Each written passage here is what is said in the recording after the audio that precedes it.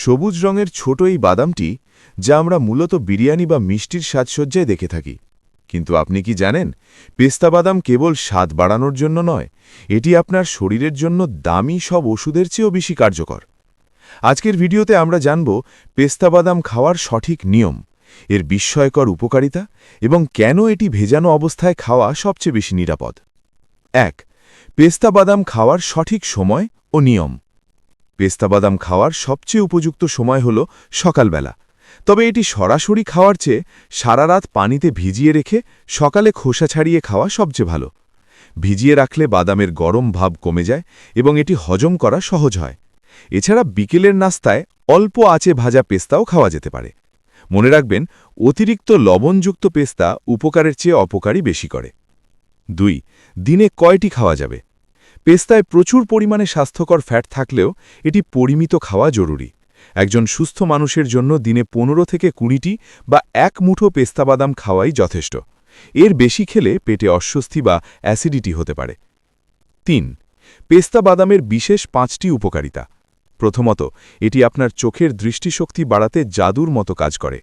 এতে থাকা বিশেষ অ্যান্টিঅক্সিডেন্ট চোখকে ক্ষতিকর নীল আলো থেকে রক্ষা করে। দ্বিতীয়ত, যারা ওজন কমাতে চান তাদের জন্য পেস্তা একটি সেরা নাস্তা।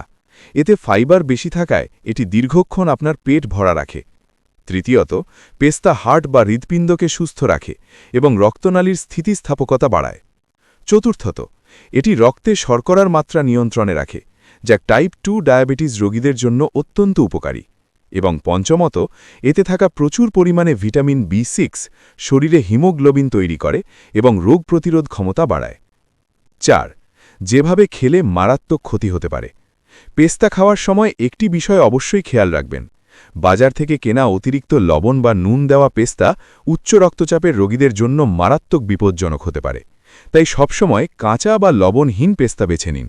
এছাড়া পেস্তা খাওয়ার সাথে সাথেই খুব বেশি পানি পান করবেন না। অন্তত ২০ মিনিট পর পানি পান করুন। সবচেয়ে জরুরি কথা, যদি বাদামে তেতো স্বাদ পান তবে তা দ্রুত ফেলে দিন, কারণ এতে বিষাক্ত ফাঙ্গাস থাকতে পারে। ৫. কাদের জন্য পেস্তা খাওয়া নিষেধ? যাদের কিডনিতে পাথরের সমস্যা আছে তারা পেস্তা বাদাম এড়িয়ে চলুন, কারণ এতে অক্সালেট থাকে। যাদের বাদামে অ্যালার্জি আছে তারা এটি খাওয়ার আগে খুব সাবধান থাকুন। এছাড়া ছোট শিশুদের আস্ত পেস্তা দেওয়ার সময় খেয়াল রাখবেন যাতে গলায় আটকে না যায়। উপসংহার: দীর্ঘদিন তরুণ ও সুস্থ থাকতে প্রতিদিনের খাদ্যতালিকায় অল্প কিছু পেস্তা বাদাম রাখুন।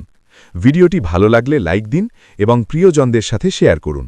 স্বাস্থ্য ও পুষ্টি বিষয়ক এমন আরও ভিডিও পেতে আমাদের পুষ্টির আধার চ্যানেলটি সাবস্ক্রাইব করে রাখুন। ধন্যবাদ।